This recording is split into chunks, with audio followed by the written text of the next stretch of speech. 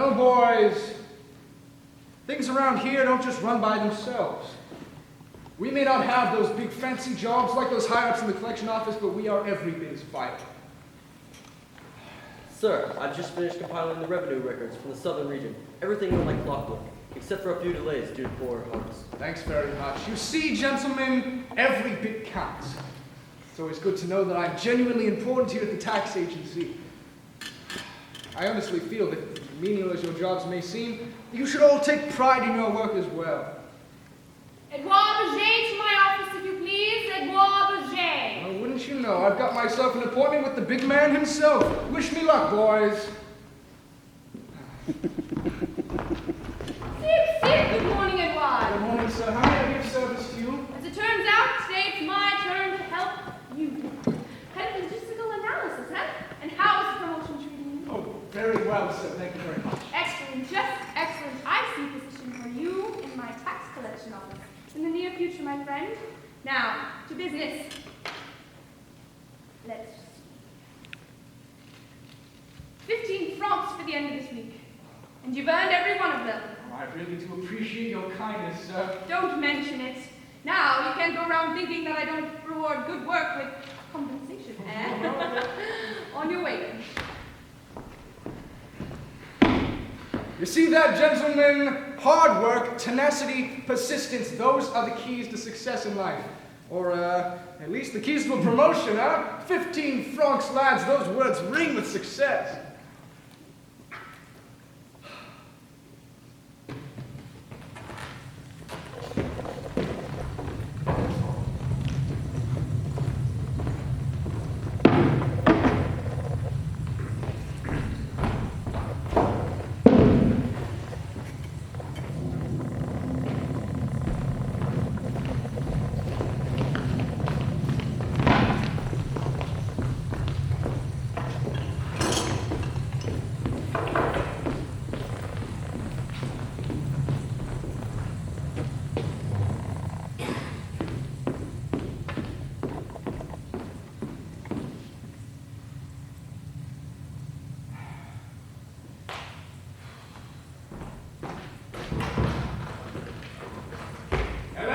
I'm home.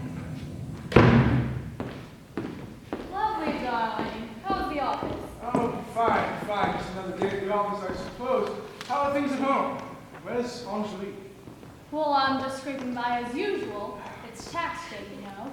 And your daughter's out currently. Out? Out where? Oh, those must be your charming colleagues. Good evening, Edouard. Elaine. Good evening, sir. I'm afraid I'm here on tax purposes, so I cannot linger. Now, to business. Let's see.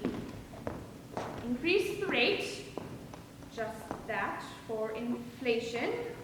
Looks like that comes to, about 10 francs. But sir, my weekly salary... Come now, my friend. Taxes are taxes, and there's no conceivable use arguing with that fact, is there? I'll just take the money, be on my way, and that will be the end of it. There you go, Edouard. All in a day's work, huh? Well, I'll see you tomorrow.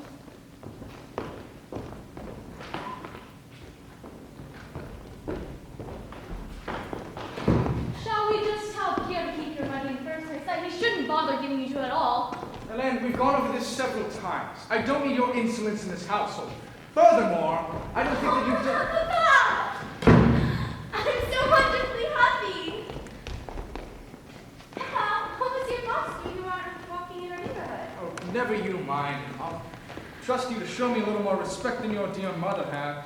And what's the cause of all your excitement? Yes, I'm fairly certain whatever it is, it's more cheerful than anything your father has done lately. Well, be that as it may, I just returned from a lovely brunch with Gaunt, you know, the son of the Count and Countess of Britannia, and he's been wooing me for some time now, and today as we're sitting along the seashore. Florence. Isn't he the heir to some grand fortune? How long have you been seeing him? Ellen, what do we know about this boy? Anything? I know about the same as you. Angelique, tell us more.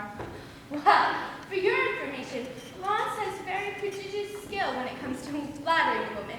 He's a very generous soul, though I prefer if he would sometimes deviate from rubies, emeralds, the like, to something a little more eye-catching. I've always thought that sapphire had a more flattering presence on the hand. I'm glad we've established that. Is there anything else we should know about this boy? Yes, for your information, Lawrence is a handsome, genial young man, and he asked me to marry him earlier today. Marriage? Oh, really now? Yes, and he has also offered to give our family any funds that we may need in order to get out of our current situation. Did what now? You heard me. I have made no secret to him that our family is living in frankly destitution. Day in and day out, you make money and it is taxed out the window, leaving no money left for the comforts of living. How dare you suggest such a thing? I have worked tirelessly to provide for this family, as you damn well know. I mean, without me, this family would crumble into ruin, utter catastrophe, mark my words. This is the thanks I get? The impudent suggestion that we borrow money from some extravagant peacock and his relatives? Father, don't you dare insult me! Angelique, you know I care about you, but I simply can't let this happen. I tell you, just because we're not some posh family of counts and dukes, doesn't mean that I haven't toiled day after day in the eternal struggle against poverty. Let me get A struggle, I might add, I seem to be the only damn fool in this family dealing with. Dear, no one appreciates your efforts more than Angelique and I, but despite your effort, perhaps the girl is right. We are living in squalor, minimum wage, you know, and perhaps the wise thing to do for our Would be to let family. her go off and marry some frivolous fashion monger? Father! To let us get some charity from some stuck-up fools? Ha! Well, not while I'm the man of this household. All right, enough. This conversation should have ended a long time ago. I am the person in charge here, and I will make the decisions. I have done a very good job of taking care Hunting of us this. into the ground? Quiet. If you don't want to accept help out of the sense of pride, then forget it. You don't have much to be proud of. You will not be marrying Florence, and nobody will be accepting aristocratic charity. Not at least while I'm in charge around here. That, my dear, is final. Angelique. Angelique. Angelique.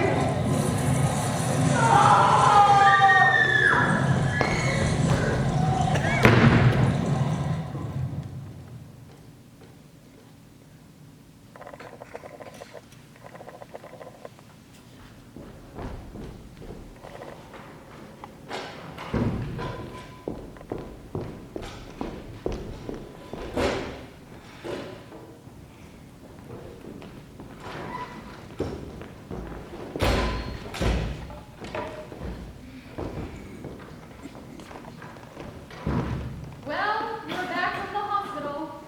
You suffered a very debilitating injury. The likelihood of the survival is, well, uncertain. Father, I'd like you to meet Florence. It's an honor to meet you, sir. Ellen. Opium. Now. If you say so, dear. Carriage accident. Outrageous. This is just unbelievable. Nothing will change, mark my words. Nothing will change. You two still won't be marrying. I'll still go to work and provide for this family as I always have. Dear, in light of your injury, no one would blame you if you took things a little easier. My dear Ellen, the only thing that need concern you is the status of my opium supply. It is not your place to take control of family finances.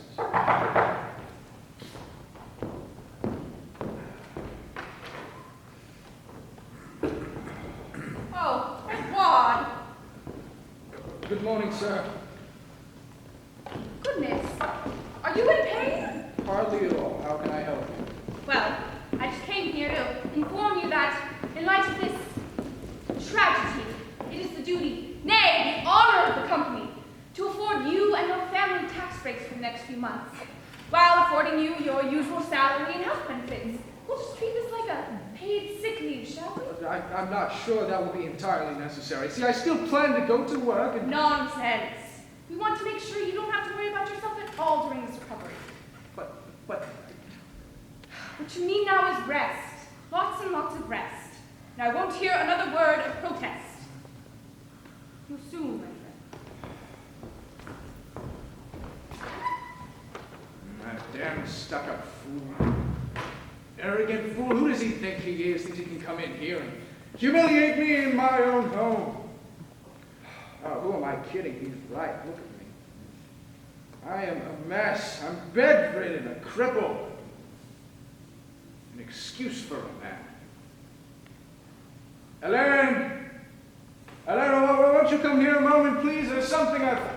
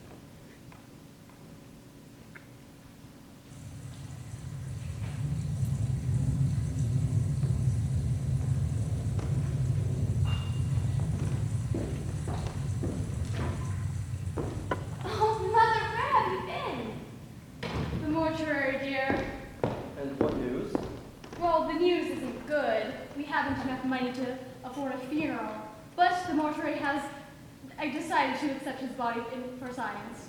Then he's dead. Almost certainly. The final fall crushed his ribcage, which was already feeble from the accident. But I don't understand. What will become of him now? Well, the scientists have no use for his spine, since it's been bizarrely twisted from the accident. So, here we are. Oh, Mother, really? I will admit it is rather offensive to look at. But there I was. The coroner said I didn't have to take it, but I thought it'd be nice to keep a part of him to preserve his memory. I'll just put it by the window for now, until we can find a place for it.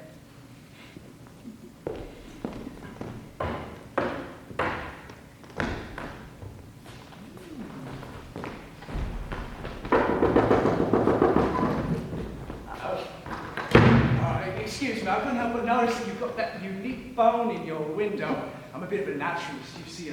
I must admit, I've never seen a vertebral column warped in such a mysterious way. Wherever did you get it? It belonged to my late husband, who recently died in a carriage accident. Oh, really fascinating. You know, I can think of a great many people who would pay money to see this specimen. You know, not to mention the average layman who would pay just to see a deformity. I don't mean to be indelicate, of course, but what do you say? I suppose we might as well. Oh, that's right. Then we'll start it at 20 francs a viewing, huh? All right, I'll return very shortly. Mother, Ross and I have been thinking. Well, now that Father has passed, there isn't really anything, or anyone rather, preventing us from marrying, and Ross's fortune would be enough to grant us both happy, prosperous lives. I suppose you're right. There is no one stopping you from marrying. Oh, thank you. And of course, my family will be willing to help in any way they can. Oh, wonderful! Come, Ross, we must prepare. Oh, happy day!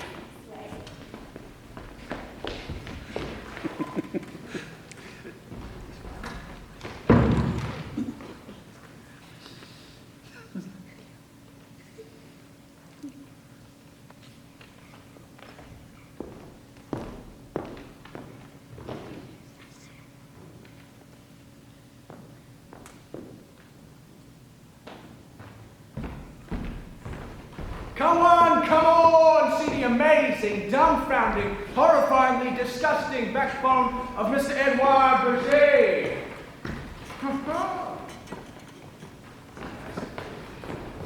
If it only hadn't been a life or death situation.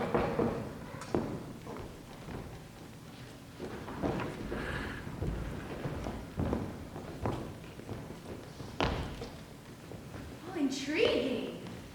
Captivating. Disturbingly superb.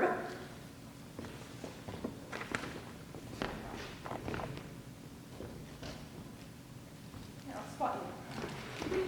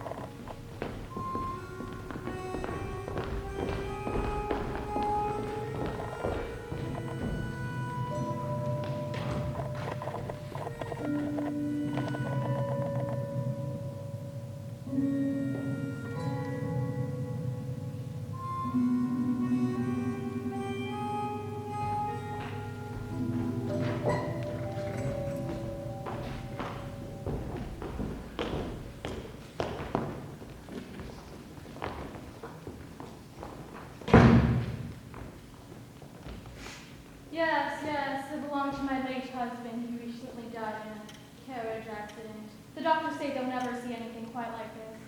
Fascinating. Do you mind if I get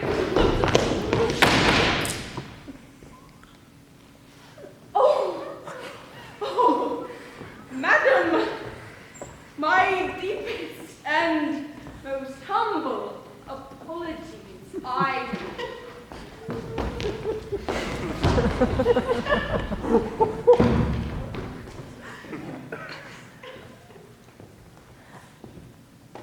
How exactly am I supposed to clean up this mess?